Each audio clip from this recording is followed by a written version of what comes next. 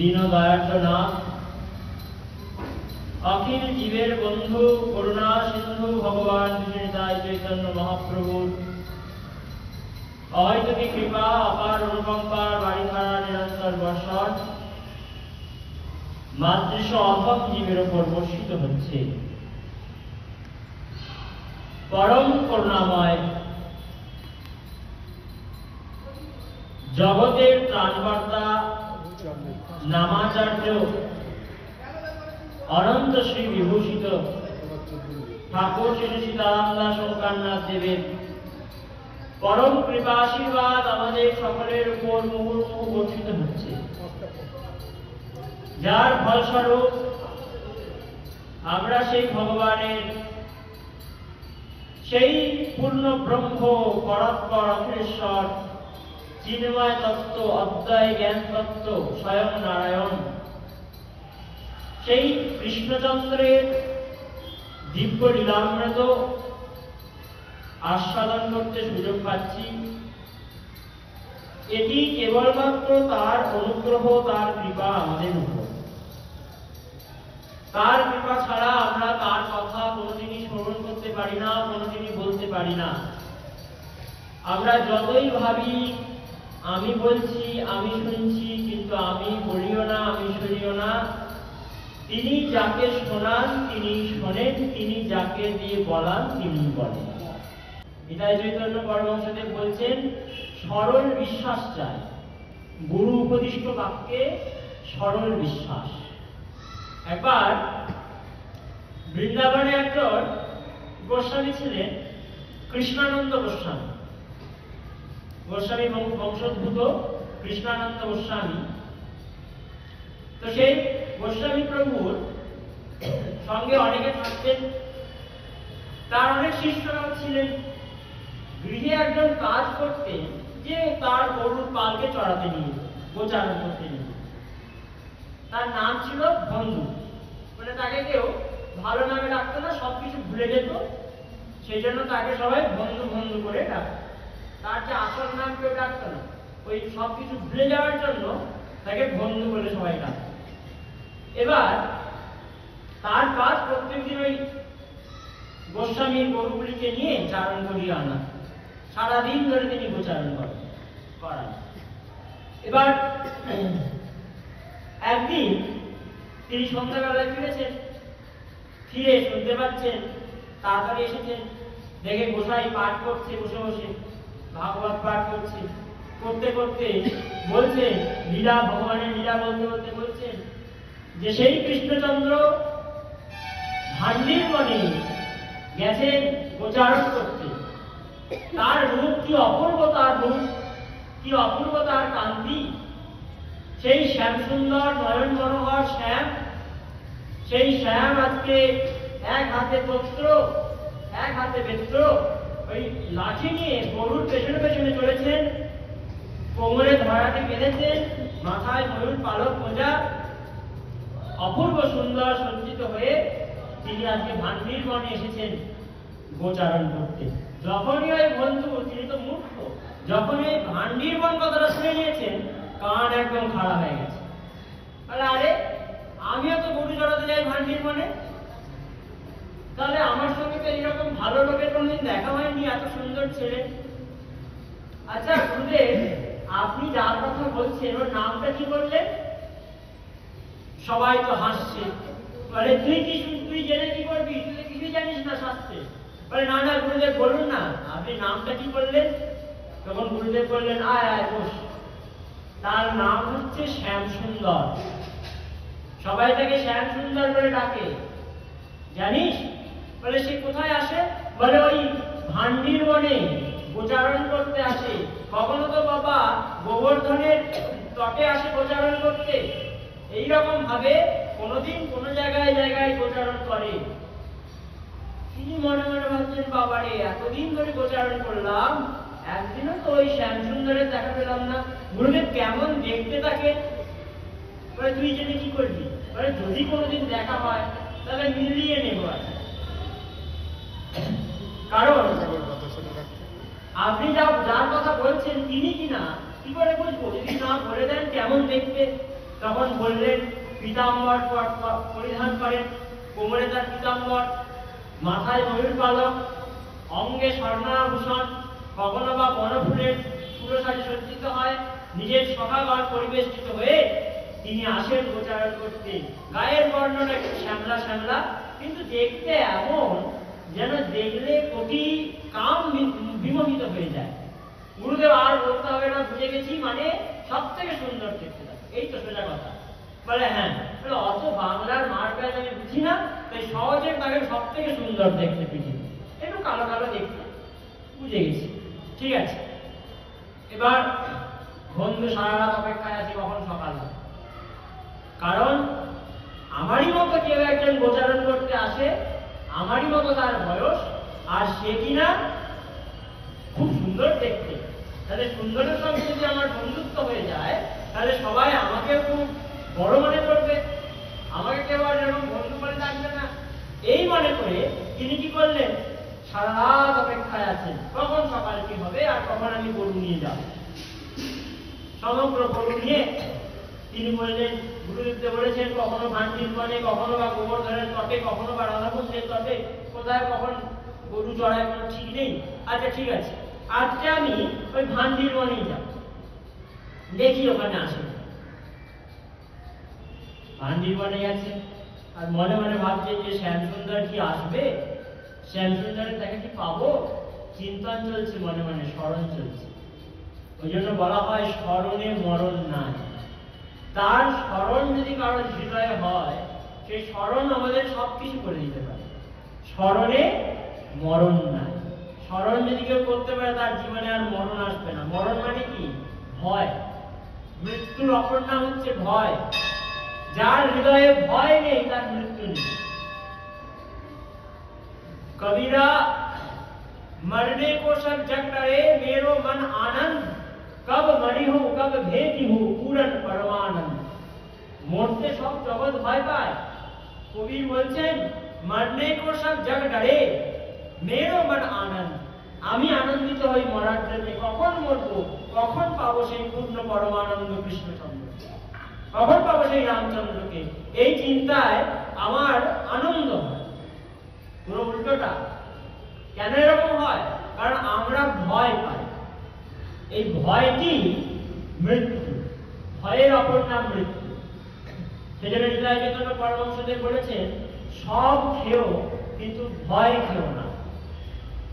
সব খেও নি কিন্তু ভয় খেও না। ভয় খেও না মানে যা কিছু করি তারপরে যদি আমরা সেটাকে ভয় পাই যে এটাতে আমার পাপ হচ্ছে, অপরাধ হচ্ছে। দেখবেন কোন শাস্ত্র বহির্ভূত কাজ করলে বিবেক একটা টোকা দেবেই, আপনি এটা ভুল করেছিস, টোকা দেবেই। এই যে টোকা, এর মানে আপনি ভয় পেলেন, আর এই ভয়টা যে পেয়ে গেলেন তার মানে পাপ এবার আপনাকে গ্রাস করবে। তাই সব খাওয়া যায়, যদি ভয় না কেউ খেতে পারে তাহলে তারা কিছু হবে। কিন্তু আমাদের এমনই যে কোন রকম ছোট কিছু পাপ করলেই আমরা ভয় পাই। তাই ভয় যার জীবন থেকে সে আর পাপই করতে পারে। গীতায় ভগবান বলেছেন অর্জুনকে যে সে যদি লক্ষজন মানুষকে মেরে ফেলে তার কোনো পাপ লাগে না। যে মনটা আমাকে দিয়ে রাখে, যার মন থেকে বিগত ভয় নির্ভয় হয়ে গেছে, যে বিতরাগ ভয় ক্রোধা স্থিত ধীর মুনিচ্ছতে, যিনি বিতরাগ হয়েছেন, যিনি অভয় প্রাপ্ত হয়েছেন, তিনি কেমন না, তিনি যদি কোটি খুন করেও আসেন তাকে কোনো পাপ লাগে না। সেজন্য বলছে সব খেও কিন্তু ভয় খেও না। মৃত্যুর অপর নাম ভয়। এই ভয়টি আমাদের মৃত্যুর আশঙ্কা। যদি কারো হৃদয়ে ভয় না থাকে তাহলে সেই মৃত্যু তার কাছে আনন্দের মুহূর্ত হবে, পরম আনন্দ। রাধারানী যে বলছে মরিব মরিব সখী নিশ্চয় মরিব, কানু হেন কোন নিধি কারে নিয়ে যাবে। মৃত্যুতে কি ভয় আছে? ভয় নাই। এই যে নির্ভয় পদ কি করে প্রাপ্ত হওয়া যায়? মানে স্মরণে মরণ নাই। তার স্মরণ করতে পারলে তবেই মরণ দূরে যাবে। ধরুন আপনার পায়ের এখানে একটা কেটে গেছে, আপনি পা ধরে বসে আছেন, পায়ে কেটেছে, রক্ত ঝরছে, পা ধরে বসে আছেন, কষ্ট হচ্ছে। এমন সময় কেউ এসে আপনাকে একটা জোরে চড় মারবে, দেখবেন পা থেকে হাত সরে যাবে, গালে হাত এসে বসবে, তখন পায়ের কথা ভুলে যাবে। তাহলে কি আমাদের মনটা যে কোনো একদিকে লাগতে পারে, 10 দিকে লাগে না। ওই পায়ের যন্ত্রণা হচ্ছিল, আরেকজন গালে এসে মানলো, তো গালের থেকে আপনার মন চলে গেল, পা থেকে সরে গেল, তার মানে যন্ত্রণা আপনার অনুভব তখন হবে না। কিছুক্ষণ পর আবার মনটা যখন ফিরে আসবে তখন আবার হবে। তেমনই মৃত্যুতে কতক্ষণ ভয়, যতক্ষণ মনটা এই দেহে আছে। মনটা যদি দেহ থেকে গোবিন্দ চরণে চলে যায়, তাহলে আর মৃত্যুতে ভয় কিসে? সেই জন্যই স্মরণে মরণ নাই। বলে ভক্তবৎসল ভগবান কি, এই জন্যই স্মরণে মরণ নাই। যে স্মরণ করতে পারে তার মনটা তো গোবিন্দ চরণে লীন হয়ে গেছে। আর যার মন ভগবত চরণে, যার বুদ্ধি ভগবত চরণে, মই এব মন আধত্স মই বুদ্ধি নিবেশয় নিবেশস্যসি মই এব অত ঊর্ধ্বম ন সংশয়। ভগবান বলছেন যে আমাদের মন বুদ্ধি অর্পণ করতে পেরেছে, সে যে চরম পদ পরম পদ প্রাপ্ত হবে, এতে কোনো সংশয় নেই। তাই বন্ধু আজকে কি করছেন? স্মরণ করতে করতে যাচ্ছেন শ্যামসুন্দর কোথায়। আর শ্যামসুন্দরও তো রসিক, তিনিও তো আর যেমন তেমন নন। তাই তিনিও ঠিক করেছেন যে বন্ধু যখন আজকে আমার দেখা করতে এসেছে, আজকে এর সঙ্গে একটু লীলা করব। এই বলে সরল হৃদয় থাকলে না, ভগবান তাকে খুব সহজে মেনে নেয়। বাচ্চাদের কাছে দেখবেন, বাচ্চারা ভগবানকে সহজে পায়। যদি মানে ভগবান বলেছেন সবাই আমার প্রিয়, যে আমার ভজন করে সে আমার বেশি প্রিয়, যে বালক বয়স থেকে আমার ভজন করে সে আমার আরো বেশি প্রিয়। এটা ভগবান করেছেন। উড়িয়া বাবার বাণীতে রয়েছে ভগবান তাকে বেশি ভালোবাসেন। উড়িয়া বাবা বলে একজন সিদ্ধ সাধু হয়েছেন, তো তার বাণীতে রয়েছে, তিনি বলছেন যে ব্যক্তি ভগবানকে ভালোবাসেন, ভগবানের ভজন করেন, ভগবান তাকে ভালোবাসেন। কিন্তু যে ব্যক্তি ছোটবেলা থেকে ভগবানকে ডাকে, সে ব্যক্তিকে ভগবান আরো বেশি ভালোবাসে। কেন? কারণ যত ছোট থাকে জীব, তার হৃদয়টা যত সরল হয়, মারপ্যাচ, সংসারের মারপ্যাচ তার মধ্যে আসে না। যত বড় হই আমরা কি হয়, সংসার আমাদের মধ্যে আরো বেশি করে করে ঢোকে, তাই না? ছোটবেলায় একটা ছেলে, তার সংসার কি? নিজের দেহ, মা বাবা, আর ওই কাকা ঠাকুমা জেঠিমা, এরা সবাই মিলে তার সংসার। প্রথমে তো একদম যে বাচ্চা, তার কাছে নিজের মাই হচ্ছে তার সংসার। একটু বড় হলো মা বাবা সংসার, আরেকটু বড় হলো সবাই সংসার, আরেকটু বড় হলো বন্ধু বান্ধব সংসারের মধ্যে পড়ে গেল, আরেকটু বড় হলো স্ত্রী হলো, অফিসের হলো। এই করে করে সংসারটা যত বড় হয় তত বাড়ে, আর যত বাড়ে হৃদয়টা তত পেঁচলো হয়ে যায়, হৃদয়ের পেঁচ তত বেড়ে যায়। ওই জন্য বাচ্চা ছেলের ভগবানকে পাওয়া খুব সহজ, মনটি সরল থাকে। সেই জন্য বলা হয় যে শিশুর মতো মা ডাকিলে, শিশুর মতো করে যদি তাকে না ডাকা যায়, তাকে পাওয়া খুব দূর আসে। ওই জন্য রবীন্দ্রনাথ ঠাকুর বলেছেন, শিশু যেমন মাকে নামের নেশায় ডাকে। ভগবানকে পেতে গেলে কেমন তাকে ডাকতে হবে? বলে শিশু যেমন মাকে নামের নেশায় ডাকে। বাচ্চা ছেলে মায়ের কাছে কিছু চাওয়া পাওয়ার জন্য মাকে ডাকে না। কিছুক্ষণ পরে যদি দেখে বাচ্চা ছেলে মা কাছে নেই, ও মা কোথায় গেলে বলে একবার ডাক দিন। কেন কেন ডাকছে? কোনো দরকার নেই, কোনো কারণ নেই, কিন্তু মাকে ছাড়া সে থাকতে পারে। এটা বাচ্চা ছেলের স্বভাব। এই শিশু যেমন মাকে নামের নেশায় ডাকে, মার সঙ্গে দরকার নেই তবুও মাকে ডাকছে নামের নেশায়, মা নামটির নেশায়। ঠিক সেরকম করে ভগবানকে যখন আমরা সবকিছুর নেশা ত্যাগ করে দিই, নেশা মানে আমরা যা কিছু চাই ভগবানের কাছে, আমার দেহটা ভালো থাক, আমার সংসার ভালো থাক, সবাই ভালো থাক, এই সব কিছু ত্যাগ করে দিয়ে যখন কেবলমাত্র তার নামটি আমার ভালো লাগে, এই জন্য আমি তাকে ডাকি। কেন ডাকি? না, তার নাম শুনতে ভালো লাগে, তার নাম বলতে ভালো লাগে, এই জন্য তাকে ডাকি। এই জন্যই বলছে যে রামকৃষ্ণ পরমহংসদেব বলেছেন যে মায়ের জ্ঞান জ্ঞানে ছেলে হয়ে যায়। মায়ের জ্ঞান জ্ঞানে ছেলে মানে যে ছেলে সবসময় মায়ের কাছে গিয়ে কাঁদে। মা হয়তো এক্ষুনি দুধ খাইয়ে তাকে রেখে দিয়ে এলো, আবার এসে কান্নাকাটি আরম্ভ করে দিল। ওই ধ্যান জ্ঞানে ছেলে যদি হওয়া যায়, দেখবেন মা বেশিক্ষণ তাকে নামিয়ে রাখতে পারবে না। দু চার ঘা দেবে বটে, কিন্তু কোলে তুলে নেবে, তাই না? ঠিক সেই রকম আমরা যদি মায়ের ঘ্যান ঘ্যানে ছেলে হয়ে যেতে পারি, তাহলে ভগবান আমাদের মা তিনি সহজে আমাদেরকে করে দেবেন, অতি সহজে তিনি আমাদেরকে করে তুলে নেবেন, দু চার ঘা দিয়ে সংসার বন্ধন কাটিয়ে দেবেন, দিয়ে আমাদেরকে নিজের কোলে স্থান দেবেন।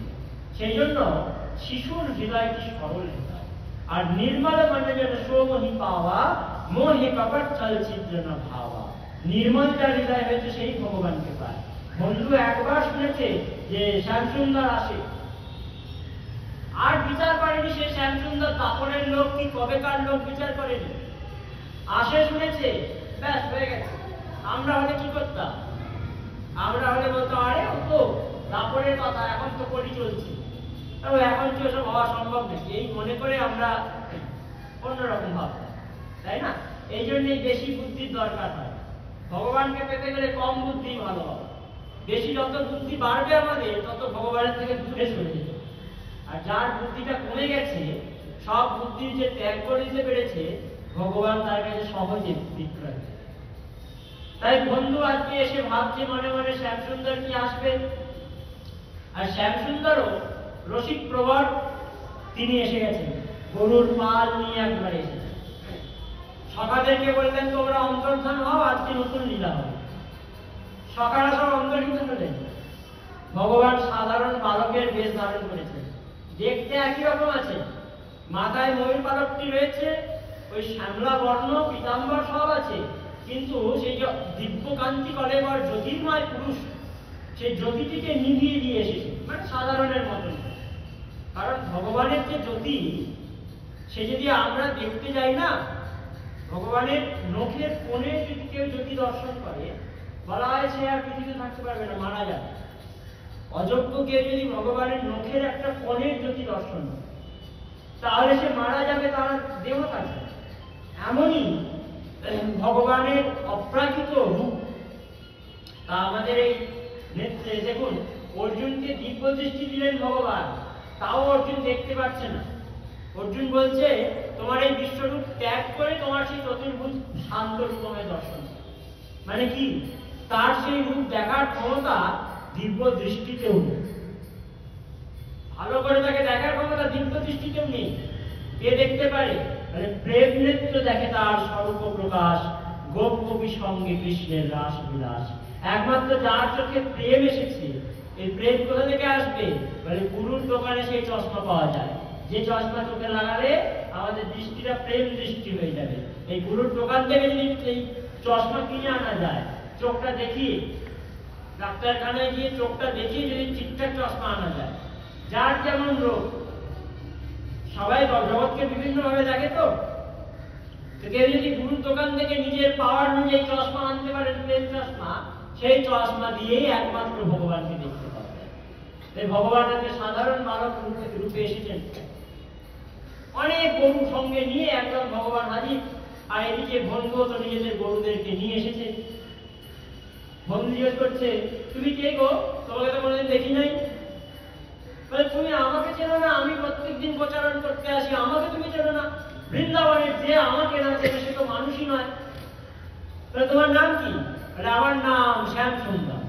বলে ও, তোমার কথাই গুরুদেব বলছিল, তার মানে গুরুদেব তোমায় জানে। দেখো দেখো দেখো, আমি তো মূর্খ, ওই জন্য তোমার নাম জানি। বলে হ্যাঁ হ্যাঁ, তুমি কম জানো, সেই জন্য আমাকে চেনো না, আজ থেকে চিনে নাও, আমি শ্যামসুন্দর। এই হচ্ছে আমার নবরক্ষ গরুর পাল, এই গরুদের মালিক আমি। বলে বাহ, তোমার তো অনেক গরু। বলে আচ্ছা, তোমার নাম কি? বলে আমাকে সবাই বন্ধু বলে ডাকে। বলে ও বন্ধু বলে ডাকে, আচ্ছা তোমার কত গরু? বলে গরু তো আমার নয়, আমার গুরুদেবের গরু, ওই 100-200টা গরু আছে আর এই গরু নিয়ে আমি চড়াতে আসি। বলে বাহ, তুমি তাহলে একটু ছোট গোয়ালা, আমি বড় গোয়ালা, ঠিক আছে যাই হোক, বয়সটা তো সমান, আমার দুজনের বন্ধুত্ব করে দিচ্ছি। তোমার সব গরুর দায়িত্ব আমার, গরুগুলিকে আমি ঠিক জায়গায় বেঁধে দেবো।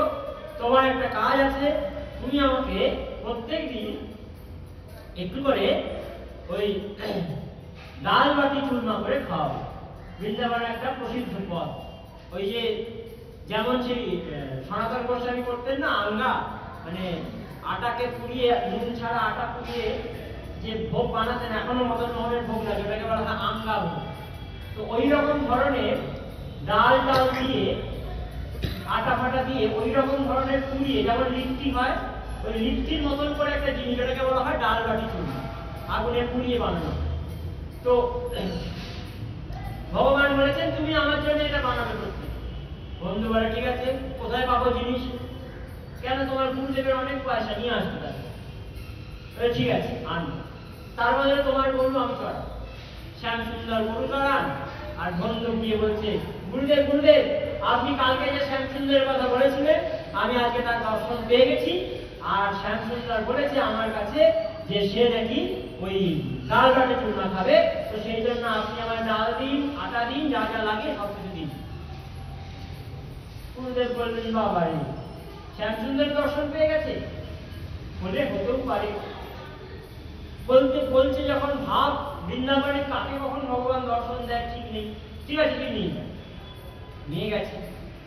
ও মা, ভেবেছেন যে একা আসবে, দুজনে ভাগ করে খাবে, তা নয়, একবারে এক পালে 24 জন সখাকে নিয়ে চলে এসেছে কৃষ্ণ। এসে বলে আমরা সবাই খাবো, দাও। তো সবাই মিলে খেয়ে নিল, আর বন্ধু কিছু পেল না। তাহলে কেমন বন্ধু বলো আমায় তুমি? বন্ধু করলে বটে, কিন্তু এই বন্ধুরূপী বন্ধুকে তুমি কিছু দিলে না, নিজেরাই সব খেয়ে নিলে। তাহলে কি করবো? তুমি তো এনেছো, তোমার গোসাই অল্প করে জিনিস দিচ্ছে, তিনটে গোসাই, বেশি করে নিয়ে এসো, বেশি করে পাবে। তখন বলে ঠিক আছে, কাল থেকে বেশি আনবো। পরের দিন গোস্বামী প্রভুর কাছে গিয়ে বলছেন গুরুদেব আর একটু বেশি লাগবে। ঠিক আছে, বেশি দেওয়া হলো। সে বেশি নিয়ে গেছে, তো দেখতে পাচ্ছে আরো ওরকম 24টা আরো সকা নিয়ে চলে এসেছে, মানে 24 24 48। এবার তারা কেউ সব শেষ, আজ কেউ পেল না। আরে তোমার গোসাই এত তিনটে এত অল্প অল্প দেয় গুরুদেব তোমার, তার জন্য তুমি খেতে পাও না। পরের দিনে এই করে করে প্রত্যেক দিনটা আর বন্ধু কিছু না দিয়ে ওই শ্যাম সুন্দর সব খেয়ে শেষ করে। একদিন গোস্বামী প্রভু মনে মনে ভাবছে কেমন ছেলে রে, প্রত্যেক দিন এত এত করে ডাল, এত এত করে আটা সব নিয়ে যাচ্ছে, নিশ্চয়ই কোন বদ মতলব আছে। বলছে শ্যামসুন্দরের দর্শন পাই, প্রত্যেকদিন শ্যামসুন্দরকে দেখছে, যাই আজকে যাই, দেখছি কি করে। আরে বন্ধু, তোর শ্যামসুন্দর আসে? বলে হ্যাঁ আসে। বলে আজকে এলে আমাকে ডাক দিত। ঠিক আছে, আজকে গেছেন। কৃষ্ণ আগের দিন থেকে বলে রেখেছেন যে গোবর্ধনের চকে আমি যাব। বন্ধু নিজের গরু নিয়ে গেছেন গোবর্ধনের চকে, শ্যামসুন্দর প্রকট হয়েছেন। আজকে সঙ্গে কোনো সখা নেই, একা এসেছেন কৃষ্ণ। বলে কি হলো, এত সখা নিয়ে প্রত্যেকদিন আসো, আজকে একা এলে কেন?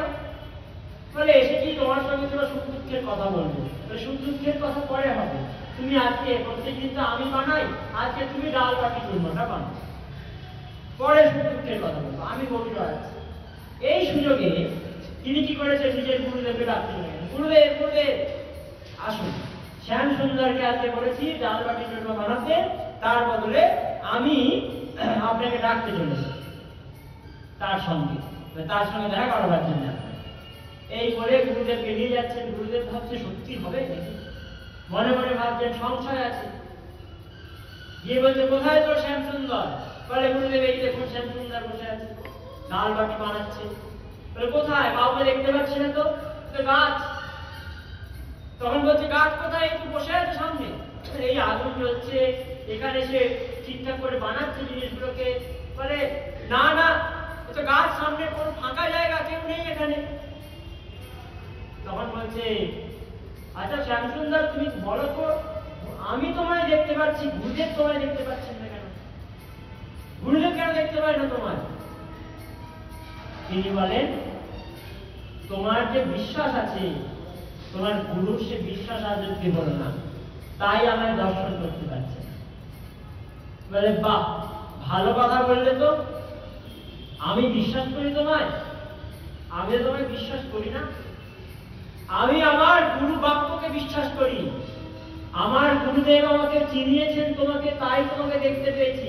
আমার গুরুদেব যদি তোমায় না দেখতে পায়, তাহলে জানবো তুমি মিথ্যে, তুমি সত্য নয়। তুমি আমায় দর্শন দিচ্ছ, আমার গুরুকে দেখা দিচ্ছ না, কিন্তু গুরু তো আমায় চিনিয়েছে। তাই গুরু যদি না দেখতে পায় তাহলে জানবো তুমি সত্যিকারের শ্যাম সুন্দর নয়, তুমি মিথ্যা। কৃষ্ণ বলেন আমি সত্যিকারের শ্যাম সুন্দর। বলেন না, আমার গুরুদেব যদি তোমায় দেখে বলে তুমি শ্যাম, তবে মানব তুমি শ্যাম। তখন কৃষ্ণ কি করবেন? ভক্তের মান রাখার জন্য, ভক্তের প্রসন্নতার জন্য ভগবান বললেন, যা বন্ধু, তোর তো সরল বিশ্বাস, তুই তোর গুরুদেবের হৃদয়ে সংশয় আছে, সন্দেহ আছে, তুই যদি তোর গুরুদেবকে স্পর্শ করিস তাহলে তোর গুরুদেব আমায় দর্শন করতে পারে। আর গুরুদেবকে যখনই স্পর্শ করলেন সেই কৃষ্ণানন্দ গোস্বামীকে, সঙ্গে সঙ্গে গুরুদেব দেখতে পাচ্ছেন, গুরু শিষ্য এখন দুজনে দেখছেন অপূর্ব জ্যোতি মণ্ডিত সেই অপূর্ব কৃষ্ণচন্দ্রের ত্রিভঙ্গ মুরারি রূপ। শ্যাম সুন্দর দাঁড়িয়ে আছেন, ললিত ত্রিভঙ্গি, তার অভয়ে বেণু, এবং সেই বেণু নাচ করছেন, পাশে তার অসংখ্য অসংখ্য সখাগণ গোয়ালাগণ দাঁড়িয়ে রয়েছেন। কেউ তার চামর ব্যজন করে সেবা করছেন, গরু এসে তাকে, কখনো কোনো বাছুর এসে সেই কৃষ্ণের অঙ্গ লেহন করে দিয়ে যাচ্ছেন। অপূর্ব সেই কৃষ্ণের রূপ, জ্যোতি, দিব্য জ্যোতিতে চারিদিক ভরে যাচ্ছে।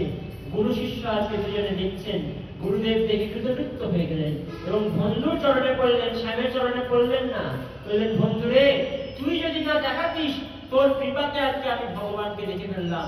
এত কিছু বলে আমি যাকে দেখতে পাই না, সেই তুই তাকে কি করে দেখলি?